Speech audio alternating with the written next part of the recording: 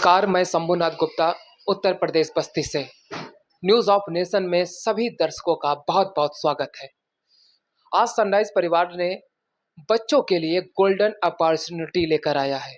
जिन बच्चों के पास टैलेंट तो होता है लेकिन आर्थिक समस्याओं से बच्चे झेलते हैं, माँ बाप भी पीछे हट जाते हैं कॉपी किताब को लेकर, फीस की समस्या को लेकर।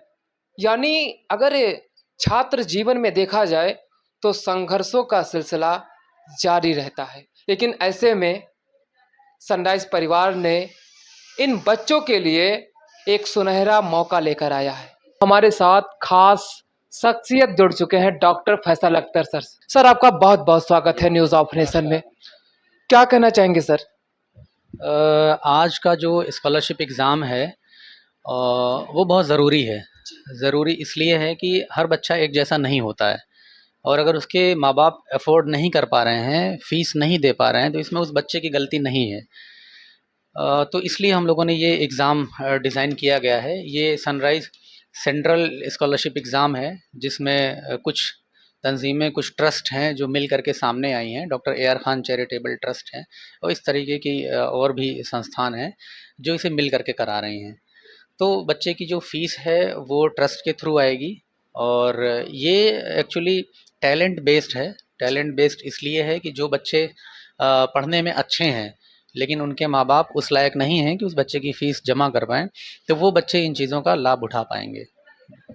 जो आपने बच्चों को जिन बच्चों का आपने सिलेक्शन किया है इस एग्ज़ाम में, कौन से क्लास के बच्चे हैं और एज ग्रुप क्या है सर? जी, ये जो एग्ज़ाम हो रहा है, क्लास फर्स्ट से लेकर के क्लास 8 तक के बच्चे इसमें पार्टिसिपेट कर सकते हैं।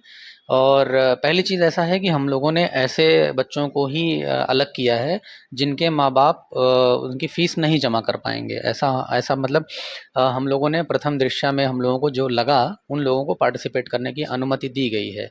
और अब अगर वो अच्छा परफॉर्म करते हैं इस एग्ज़ाम में, तो ये चीज़ क्लियर हो जाएगी कि बच्चा पढ़ने में ठीक है लेकिन माँ बाप पैसा देने के लायक नहीं है, तो इन बच्चों को हम ये स्कॉलरशिप अवेल करेंगे।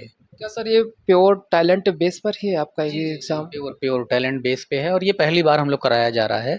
इसके पहले हर साल हम लोग ये कराते थे, लेकिन उसमें हम लोग पेरेंट्स से बात करते थे लोगों के रिकमेंडेशन पर, और उन लोगों से बात करके ये चीज़ अपने तरफ से हम लोग इंश्योर कर लेते थे कि पेरेंट इनके उस लायक नहीं हैं कि फ़ीस दे पाएँ, बिलो पॉवर्टी लाइन है।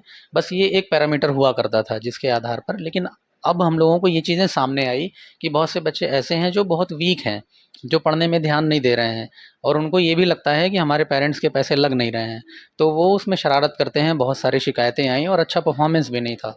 तो अब जो सेंट्रल स्कॉलरशिप कमेटी है, उन्होंने ये डिसाइड किया है कि सिर्फ ऐसे बच्चों को हम एंटरटेन करें जिन बच्चों का पढ़ने में दिल लगता है, जो पढ़ने में अच्छे हैं, जो टैलेंटेड हैं बच्चे। इसके लिए ये एग्ज़ाम की प्रक्रिया शुरू की गई है, और ये अपने तरीके का ऐसा सनराइज़ स्कूल के द्वारा कराया गया, ये पहला है, और अब हम हर साल इसे और भी बड़े पैमाने पर करेंगे। पेपर का पैटर्न कैसा होगा सर? अब अगर कोई बच्चा है, मान लें कि वो क्लास 5th में है, इस बार 5th में गया है वो बच्चा, पिछले साल उसने क्लास 4th में पढ़ाई की है, तो वो क्लास 4th की सारी चीज़ें, GK, science, maths, English, Hindi, ये सारी चीज़ें नॉर्मली जो पढ़ता है बच्चा, वो चीज़ें उससे पूछी जाएगी। क्या ऐसे एग्ज़ाम पहले भी करवाए जा चुके हैं सनराइज में? नहीं, मैंने बताया कि ये पहली बार कराया जा रहा है, और इसके पहले हम लोग पेरेंट्स से बात करके उनकी आर्थिक स्थिति को देख करके हम लोग यहाँ से फ़ाइनल कर देते थे, तो वो ट्रस्ट जो है वो फ़ीस ट्रस्ट ज़िम्मेदारी ले लेती थी। लेकिन मैंने बताया आपको कि ऐसे बच्चे और ऐसे पेरेंट बहुत ज़्यादा ज़िम्मेदारी से नहीं पूरे साल निभाते थे, तो इसलिए ये डिसीज़न लिया गया कि नहीं, बच्चे का पढ़ाई करना भी ज़रूरी है। ऐसे बच्चों पे ही स्कॉलरशिप के पैसे लगाए जाएँ जो पढ़ने में अच्छे हों, ताकि वो कुछ दे सकें, और जो बच्चे पढ़ने में ठीक नहीं हैं वो भी प्रतिस्पर्धा में आएँ, वो भी कॉम्पिटिशन में आएँ, उन्हें भी लगे कि मैं अगर अच्छा करूँगा तो मैं अपने माँ-बाप को राहत दे सकता हूँ। और चूँकि फ़ीस एक बड़ा अमाउंट होता है, ख़ास तौर पे इंग्लिश मीडियम आजकल के जैसे स्कूलों के लिए, तो ये एक बड़ी राहत हो जाएगी पेरेंट्स के लिए। टैलेंट के इस महासंग्राम में कुछ बच्चे फेल भी होंगे, उनके लिए क्या कुछ कहना चाहेंगे आप? चूँकि टैलेंट बेस्ड है ही ये, एग्ज़ाम बेस है ही, जो बच्चे नहीं पास कर पाएँगे तो उन्हें मेहनत करना होगा। उन्हें ये चीज़ समझनी होगी कि ये सिर्फ़ इसलिए सपोर्ट है कि मैं मेहनत करूँगा, मेहनत करूँगा और अच्छे मार्क्स लाऊँगा और तभी इस चीज़ का फ़ायदा उठा सकते हैं। तो ये एक समझ डेवलप होगी बच्चों को, एक मोटिवेशन मिलेगा बच्चों को। चूँकि एक होता है पॉज़िटिव रीइन्फोर्समेंट, एक होता है नेगेटिव रीइन्फोर्समेंट। तो ये पॉज़िटिव रीइन्फोर्समेंट है, जो बच्चों को ये उनके ब्रेन में, ये उनके दिमाग में ये मैसेज जाएगा कि नहीं, मुझे करना है, मुझे पढ़ना है और अगर मैं पढ़ लिख गया तो मैं इस एग्ज़ाम को क्वालीफ़ाई कर लूँगा। इस बार नहीं तो अगली बार कर लूँगा। तो एक बड़ी राहत मुझे मिल जाएगी। कम से कम मेरे माँ-बाप इस बात के लिए मुझे गर्व करेंगे कि मैंने अपना एक स्कॉलरशिप अचीव की, मैंने पास किया, मैंने क्वालीफ़ाई किया। तो ये चीज़ें हैं और सभी स्कूलों को इस तरीके के कार्यक्रम करने चाहिए बड़े पैमाने पर, क्योंकि हमारा देश ऐसा नहीं है कि सारे लोग अमीर हैं, बहुत ज़्यादा लोग हैं जो बिलो पॉवर्टी लाइन पे हैं। और अगर इस तरीके के कार्यक्रम हुए तो बच्चे हम अच्छे टैलेंट भविष्य में दे पाएँगे और एक अच्छा भारत दे पाएँगे। आपने जो ये एग्ज़ाम करवाया, इसमें कौन-कौन से सब्जेक्ट आपने इसमें ऐड किया है? जैसा कि मैंने बताया कि जो भी नॉर्मली सब्जेक्ट होते हैं, science, English, Hindi, maths, GK, थोड़े बहुत कंप्यूटर्स की भी, ये चीज़ें हैं उनके सिलेबस में। आम तौर पे वो बच्चा पढ़ा हुआ होता है, अपने पिछले साल में वो चीज़ें उसने पढ़ी हुई होती है और उन्हीं चीज़ों का आप समझ लें कि एक तरीके से रिविज़न करके वो एग्ज़ाम दे सकता है।